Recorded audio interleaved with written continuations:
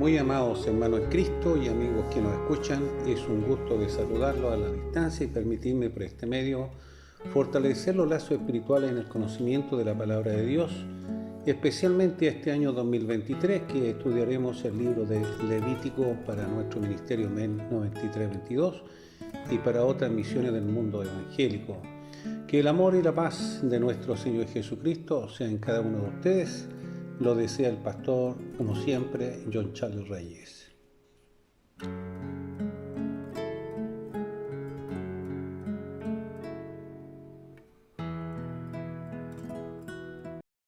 Estimados hermanos y amigos en Cristo, hoy hablaremos de esta nueva serie denominada Rescate de la ofrenda al Señor, parte 1, ubicado en el libro de Levítico, capítulo 27, versículos del 1 al 8, donde estos pasajes bíblicos describen o dan origen a los compromisos que adquiere el hombre con Dios o Yahweh y disponer lo que propone en derecho de su corazón o contribuciones, llamado voto o acto voluntario para consagrarse, moviéndose en un rango del amor y de recursos como personas, casas, campos, esclavos y animales, para el sostenimiento del santuario y al servicio de Dios, de lo que pertenecía a Yahweh o al Señor.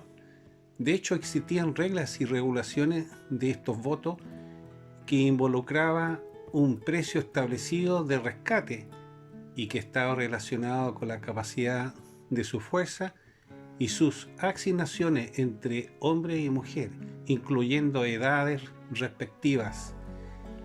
Y en otras ocasiones no era necesario, como la dedicación de una persona a Dios, un tipo de voto que establecía la promesa hecha para dedicarse a Dios con un corazón agradecido.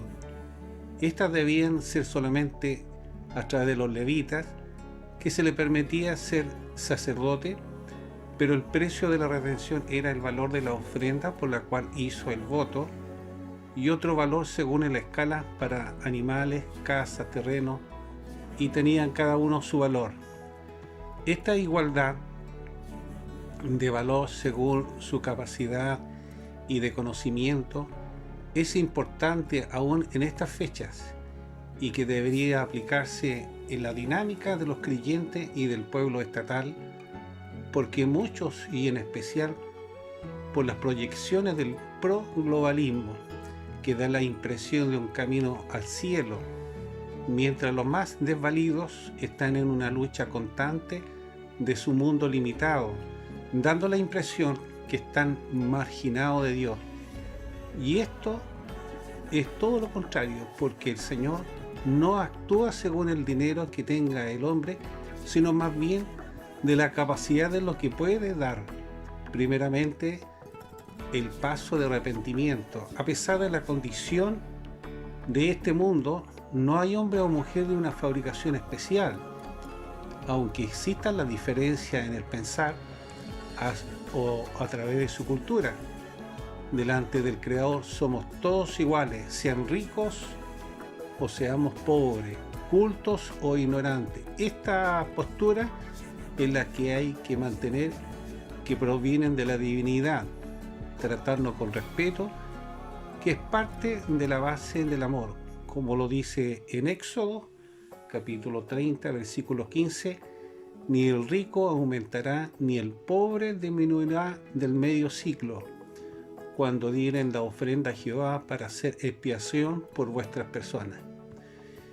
Este pasaje bíblico, una vez más, habla del pensamiento del Creador en relación a la diferencia que hace el hombre en su estado de impurificación espiritual, y que se debe actuar entre lo humano con generosidad, más la humildad, sin considerar nuestra capacidad intelectual o empresarial, un medio que genera un fondo financiero, pero que divide, de manera que lo importante es dar con un corazón noble, respetando la promesa voluntaria, acreditando el sentir del humano en espíritu, alma y cuerpo. disponiendo también la voluntad de dar lo que se pide, sabiendo que la gracia redentora es imposible comprarla. Es por ello que la condición del pobre no queda exenta del beneplácito de Dios. Esta realidad nos abre la perspectiva de ayudar a aquellos que están en condiciones más vulnerables y no entrar a discriminar a aquellos que no pudieron dar más. Esta postura habla de igualdad y de la justicia. Mi estimado amigo que escucha, usted puede examinarse o examinar el caso de Jacob y Samuel, los tipos de votos. Por ejemplo, leamos en Génesis capítulo 28, versículo 20, que nos habla el primer voto de la Escritura y que dice: luego Jacob hizo esta promesa: si Dios me acompaña y me protege en este viaje que estoy haciendo, y si me da alimento y ropa para vestirme.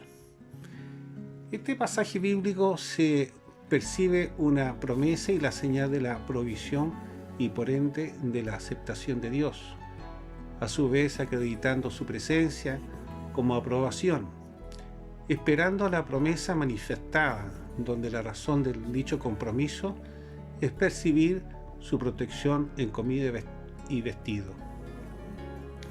Lo vemos también en Jueces, capítulo 11, versículo 30, y que dice: y Jefté le hizo un juramento solamente al Señor: si verdaderamente entregas a los amonitas en mis manos. Una posición de la aprobación de Dios, y también nos habla de la inestabilidad de fe de Jefté. Fue una evidencia de un voto que acusa una promesa establecida, aceptando la ofrenda sincera y nunca de votos impulsivos o alocados que habla muy mal de creyente. Esta postura nos vislumbra de convicciones de doble ánimo, una actitud del hombre contaminado con el veneno de la serpiente antigua, que debe reflexionar antes de comprometerse. Y para estos casos se imponía un rescate de lo arrepentido del 20% de aquellas cosas que eran vueltas o comprar con dinero. En cambio, Yahweh ofrece a su Hijo y no se arrepiente de la ofrenda, sino lo hace en disposición de redimir a su pueblo o al creyente sin distinción de valores, con la esperanza de hacerlos volver a la tierra prometida, y en este caso a futuro, al milenio, y se hizo cumplir en el nuevo pacto de la cruz del Calvario, como lo expresa este estudio a analizar los votos en un rescate de la ofrenda al Señor serie 1. De manera que el voto está relacionado en su posición de santidad, porque hace una promesa voluntaria y de corazón. Es por ello que deben redimirse las personas consagradas al culto de Dios. Y usted lo puede leer en Santiago capítulo 3, versículo 2. En relación a estos versículos y en este tema también de ofrendas voluntarias al servicio de Dios, es un referido al pueblo especialmente de Israel, un proceder de la línea del tiempo mosaico, refiriéndose al compromiso voto que hacía en forma insólita o un voto sobresaliente de donación o consagración, como consagrarse ellos mismos o un miembro de la familia o parte de su ganado para el servicio del Señor cercano al santuario del Señor, con el fin de ayudar al sacerdote. Es de allí que nacen los porcentajes en escala de valorización.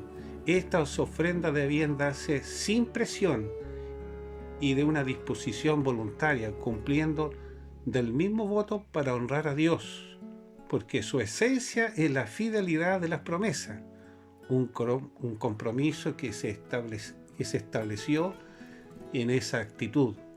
Habla bien de un creyente verdadero en reflejar estas virtudes, como la disponibilidad en ayudar en su obra, como lo dice en 1 Corintios capítulo 6, versículo 20, porque habéis sido comprados por precio, glorificad pues a Dios en vuestro cuerpo y en vuestro espíritu, los cuales son de Dios, una disposición como ofrenda viva, consagrada y aceptable al Señor, tal como hemos manifestado en la ofrenda voluntaria al servicio de Dios.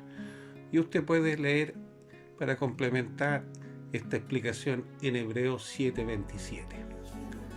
Con respecto a la ofrenda o el costo de la ofrenda según la edad, como lo dice en el libro de Levítico capítulo 27 versículo 6, por los niños de un mes a 5 años se pagarán 5 monedas y 3 monedas por los niños de la misma edad, refiriéndose al valor explicado de un creyente o del caso del israelita de la tribu de Leví, que no estaba basada en su capacidad intelectual o bien universitaria o capacidad empresarial, logros pasajeros de este sistema global, sino más bien valorizada por la edad y sexo, como lo hemos mencionado, valorado en 5 ciclos de plata para los niños y 3 ciclos de plata para las niñas, entendiendo que en aquellos tiempos la moneda de cambio eran, según el ciclo, una unidad de peso, por tanto una moneda de plata podía pesar varios ciclos. Bajo estos conceptos, la edad y el género de cada israelita era importante por su capacidad y largura de vida, que demostraba destreza y sabiduría, donde el hombre era más ponderado, valor que hasta la fecha existe en la diferencia o en los medios diferentes de estados republicanos. Hoy en este procedimiento de valorización ha quedado en el pasado, pero deja un sinnúmero de conocimiento y poder aplicarlo en nuestra vida transitoria y espiritual. En primera instancia, deberíamos aplicar el mandamiento resumido que dejó el Salvador, el Redentor, de amar al prójimo, es decir, saberlo valorar como humano, respetándolo indiferentemente de la edad y jamás destruyéndolo, especialmente a los jóvenes y señoritas, dándole el apoyo y la orientación bíblica que corresponde. Sin embargo, en este mundo hemos visto el favoritismo, el nepotismo en todo el ámbito social, político, religioso y empresarial. Y es aquí que el verdadero sentido del sacerdote es desarrollar una hermandad, fomentar en la sociedad una valorización en el amor y respeto. Este pasaje bíblico nos invita a reflexionar la forma de proceder frente a nuestro prójimo, no como los nicolaitas religiosos, formando mesa y comida diferente con el resto que le da de comer. Debemos recordar también que Jesús, el sumo sacerdote, su naturaleza fue manifestar su misericordia, y debemos mantener también la cobertura de protección y seguridad en la responsabilidad de cumplir el voto o los votos o las promesas, y se supone que en agradecimiento al Señor por pedir en su intervención por todo el bien recibido, y de lo contrario estaba obligado a recurrir al sacerdote para que lo ayudara a resolver su problema. ¿Qué problema? El problema de la promesa. Y es aquí la experiencia del sacerdote en evaluar la condición económica del creyente israelita del momento, una ayuda a cumplir los votos como hoy en día, en cumplir las promesas por los resultados vistos o sencillamente compromisos que se han manifestado en forma personal.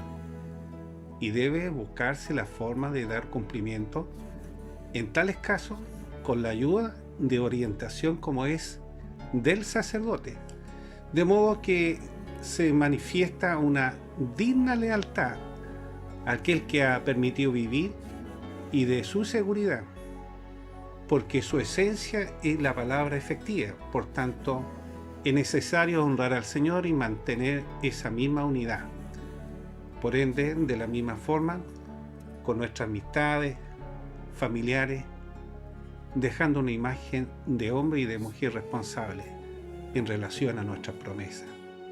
una persona madura, agradecida, con una integridad social y también una integridad espiritual. Y esto habla de la cualidad del creyente verdadero, que pone en práctica, en manifiesto la enseñanza de Cristo, una condición de la obra redentora para ser un creyente responsable y dependiente indudablemente del Espíritu Santo, que hace cambiar el pensar de la nueva criatura y lo capacita para hacer su voluntad, negando la impiedad y vivir en forma justa, haciendo lo bueno y actuando con misericordia, tal como lo hemos manifestado en esta serie, Rescate de la ofrenda al Señor, en la parte 1.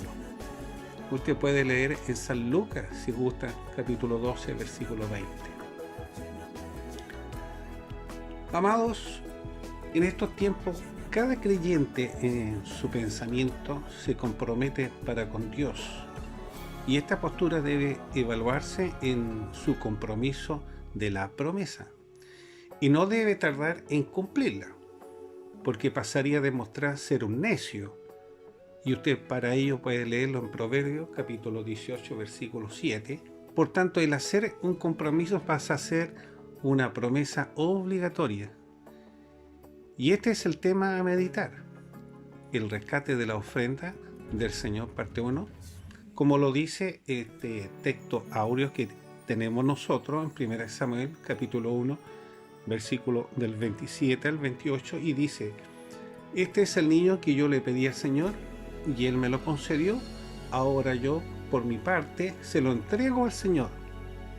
Mientras el niño viva, estará dedicado a Él. Entonces Elí se postró allí ante el Señor. Qué importante es cumplir lo prometido. Sea un amigo, familiar, con mayor razón al Señor. Jamás debe hacerse compromisos apresurados, como lo hemos manifestado, menos un voto de consagración. Léase en Proverbios capítulo 20, versículo 25. De modo que es bueno evitar que nuestros labios nos lleven a pecar. Debe pensarlo, debe reflexionar antes de entrar en el camino de la inestabilidad. Sea reverente con aquel que ha transformado su vida. Esta es la situación de Anita, que presentó su ofrenda al Señor cumpliendo su voto de entregar a su hijo Samuel, un voto de antelación cuando ella estaba infértil y su corazón fue de ser madre y ofrecerlo al Dios Todopoderoso. La gratitud de una petición contestada y la lealtad de su compromiso es lo que vemos en este pasaje, dedicando a su hijo Samuel al servicio del Señor. Esta postura habla de una mujer de palabra, una cristiana verdadera, que percibió una petición imposible para el hombre. Sin embargo, su oración fue contestada y demostrada la existencia aún de la mujer que tenía un valor humano menor. Pero su compromiso lo hizo valer por vida delante de Elí, el sacerdote, una respuesta de su oración y su voto o promesa cumplido para el servicio del santuario, una posición del corazón agradecido de esta mujer, alejada indudablemente del sentir de la naturaleza caída o del veneno de la serpiente antigua, quien a estos hombres y mujeres le permite retractarse, no así en Anita, y aún puede llegar a justificar la actitud.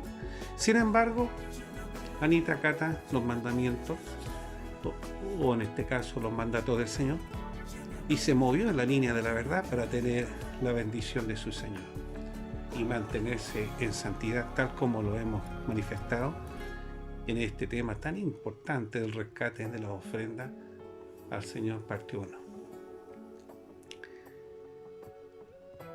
Deseo terminar esta explicación, mi estimado amigo que escucha esta palabra en Levítico capítulo 27 del 1 al 8, donde nosotros debemos también destacar que existía el voto nazareo. Usted lo puede verificar en Números capítulo 6, y el de Jueces 11:13 explicado, como lo hemos manifestado, que Jefté ofrece a su hija al Señor, y de lo contrario debía ofrecer otra ofrenda por la culpa y una ofrenda por el pecado. Usted lo puede ver en el libro de Levítico capítulo 5. De manera que era y es importante cumplir las promesas cuando se tratan del tipo voluntario, sin la exigencia de Dios, hacerla cumplir, que es parte de la madurez de un creyente verdadero, que su fundamento está en la base doctrinaria del Evangelio, por medio de la cruz del Calvario, una genuina conversión, guiado por el Espíritu Santo, de manera que es necesario que el salvado genuino evite caer en promesas apresuradas. Termino este tema del rescate de la ofrenda al Señor, parte 1, en pedir por aquellos que no tienen su testimonio de salvación, que no han ofrendado su corazón, y pido a nuestro Padre a través de nuestro Señor Jesucristo que este mensaje llegue a lo más profundo del corazón para quebrantarlo y para que pida perdón y lo haga su Hijo y pueda ver su gloria cuando ore a su presencia y pida perdón por sus pecados. Que nuestro buen Dios los bendiga. Se despide usted, como siempre, su pastor John Charles, del Ministerio MED 9322. Bendiciones.